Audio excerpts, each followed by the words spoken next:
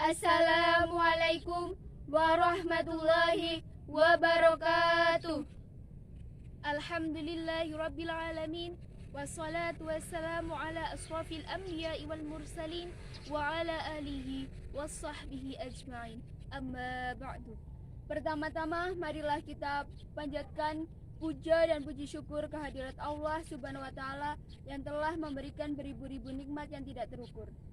Salawat serta salam selalu tercurah kepada junjungan Nabi Muhammad Sallallahu Alaihi Wasallam yang selalu kita nanti-nantikan syafaatnya di yaumil qiyamah. Amin ya rabbal alamin. Pada kesempatan kali ini, izinkanlah saya Anissa Nur Septiana dan saya Ade Husnaini untuk dapat menemani kalian sembari menunggu waktu berbuka puasa dengan sedikit kultum bertemakan jauhi zina, dekati Allah. Saudaraku yang dirahmati Allah Subhanahu wa taala, kita sedang dihadapi dengan rasa sayang, rasa cinta, rasa peduli antar lawan jenis yang terlalu berlebih. Tapi kalian tahu gak sih, hal-hal seperti itu, hal-hal yang biasa kita sebut dengan berpacaran itu termasuk perbuatan zina, tahu? Mbak Ade tahu nggak perbuatan zina itu apa sih? Apa sih? Perbuatan zina itu adalah perbuatan bersenggama antara laki-laki dan perempuan yang belum memiliki hubungan mahram atau belum berpasangan suami istri. Kini perbuatan zina sudah merajalela, bahkan selalu dianggap sepele. Parahnya, anak-anak zaman sekarang sudah mulai berani memamerkan perbuatan seperti itu di media sosial tanpa berpikir panjang. Padahal dosa zina sangatlah mengerikan.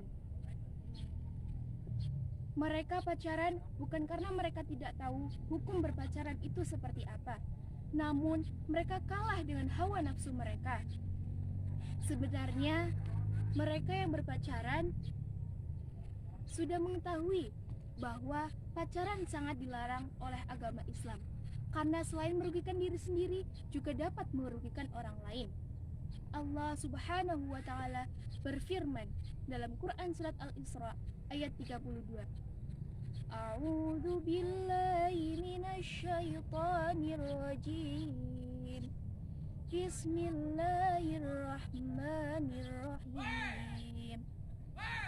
Wala taqrabuz zina innahu kana fahishatan wa sa'a sabila. Shadaqallahul azim. Artinya, dan janganlah kamu mendekati zina. Sesungguhnya zina perbuatan yang keji dan jalan yang buruk. Mungkin kita awalnya hanya saling chattingan, saling bercurhat-mencurhat, saling bercerita. Namun, kita tidak tahu bahwa syaitan akan terus mengganggu kita dan akan selalu menggoda kita untuk melakukan hal-hal yang selayaknya tidak dilakukan hubungan pacaran. Dan pada akhirnya perbuatan itu akan berakhir dengan sebuah penyesalan.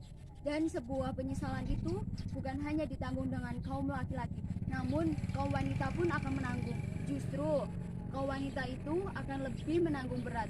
Tahu gak sih Mbak Ade? Apa tuh? Pertama, kaum wanita akan menanggung susahnya hamil 9 bulan. Kedua, wanita akan menanggung sakitnya melahirkan. Ketiga, wanita juga akan menanggung rasa malu terhadap tetangga dan keluarga besar.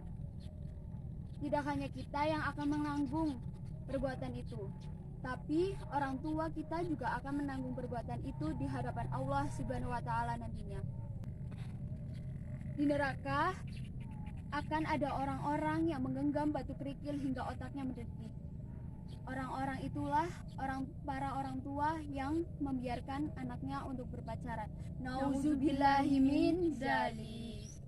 Bayangin deh, selama ini kita sibuk untuk mempersiapkan amal ibadah, hangus begitu saja hanya karena kita berpacaran dengan lawan jenis yang bukan mahramnya. Jatuh cinta memang wajar, jatuh cinta itu boleh. Tapi keputusan kita untuk berpacaran itu merupakan keputusan yang tidak benar. Jika kita sedang mencintai seseorang, maka tugas kita adalah mendoakannya agar kelak menjadi jodoh kita yang terbaik. Lagi pula, cinta di masa muda tidak akan berguna untuk 10 tahun ke depan. Kita sebagai perempuan juga harus mempunyai iman yang kuat. Karena kalimat manis dari laki-laki memang senjata paling ampuh untuk meluluhkan hati perempuan. Percayalah, mereka hanya ingin memenuhi nafsunya, bukan karena cinta. Karena laki-laki yang benar-benar mencintai kita akan mendapatkan kita melalui jalur yang halal, bukan malah mengajak kita untuk berpacaran. Saudaraku yang dirahmati Allah, oleh sebab itu, maka kita sebagai remaja yang merupakan penerus bangsa tidak perlu merasa malu, tidak perlu merasa tidak laku bahwa kita tidak berpacaran. Justru kita yang tidak berpacaran harus merasa bangga. Karena apa? Karena kita istimewa. Mengapa? Ibaratkan sebuah barang. Bukanlah barang-barang istimewa itu dijual lebih sedikit daripada barang-barang yang diobrol atau dijual dengan percuma-cuma. Nah, mumpung bagi kalian yang masih jomblo nih, jadilah wanita yang mahal dan berkelas dengan cara menutup aurat dan menjaga perilaku agar tidak menimbulkan syahwat laki-laki. Kita juga bisa menghindari perbuatan pacaran dengan cara berpikir yang positif, dengan cara melakukan hal-hal yang positif seperti mengembangkan wawasan, mengembangkan prestasi, dan melakukan kegiatan produktif lainnya yang lebih bermanfaat. Saudaraku yang dirahmati oleh Allah, perlu kita ketahui bahwa anak muda yang fokus memperkuat iman dan mengutamakan akhirat jauh lebih baik dibandingkan dengan orang tua yang bertaubat.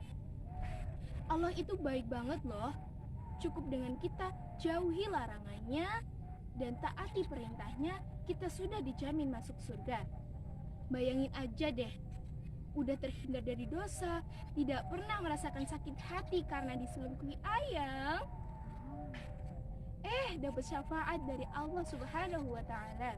Ditambah lagi, kita bisa upgrade diri kita menjadi wanita yang independen, berprestasi, dan sukses dalam berkarir tanpa rasa gelisah karena memikirkan laki-laki.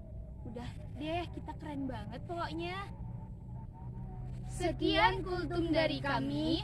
Mohon maaf bila banyak kekurangan atau kesalahan kata. Minum sirup dengan selasi. Cukup sekian dan terima kasih. Billahi taufik wal hidayah. Wassalamualaikum warahmatullahi wabarakatuh.